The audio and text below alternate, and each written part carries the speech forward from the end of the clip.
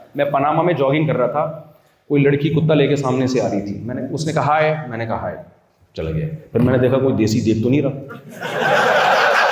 میں ڈر گیا, کیونکہ میں اگر ہائے نہیں کرتا, اب ہمارا والا ہائے کچھ, وہاں کے ہائے کا مطلب کچھ اور ہوتا ہے.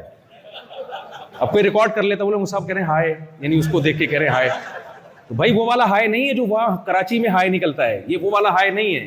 اس کا مطلب ٹھیک ہے آپ خیریت سے, ہم بھی خیریت سے, اس سے زیادہ اس کی حیثیت کچھ بھی نہیں. تو میں جاگنگ کر رہا تھا, اس نے دیکھا مولانا صاحب ہیں, عجیب سے اسٹائل ہے ان کا, تو اس نے ہائے کر دی, ہم نے بھی. اب اتنا, اب ہم یہ نہیں ہے کہ میں اس کو دیکھ رہا ہوں گور گور کے اور گھر چلا گیا اس کے ساتھ, یار یہ تو بڑا زبردست ہے یار, زبردست. کیونکہ کراچی میں تو ایسا کوئی بھی نہیں کرتا نا, کرنا وہاں کا کلچر ہے اور اسلام کا بھی یہی حکم ہے.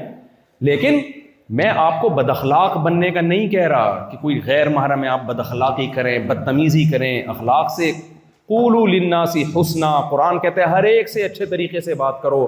اچھے طریقے سے بات کرنا الگ ہے اور ٹھڑک سے بات کرنا, ٹھڑک الگ چیز ہے میرے بھائی. تو بد اخلاقی کا مشورہ نہیں دے رہا آپ کو, ٹھڑکی مت بنو, سمجھ رہے ہو. آپ سمجھو میری بہن ہے, سسٹر بول دیا کرو منہ سے, sister how are you, fine, okay, چلو سسٹر بولا کرو, سمجھا بھی کرو.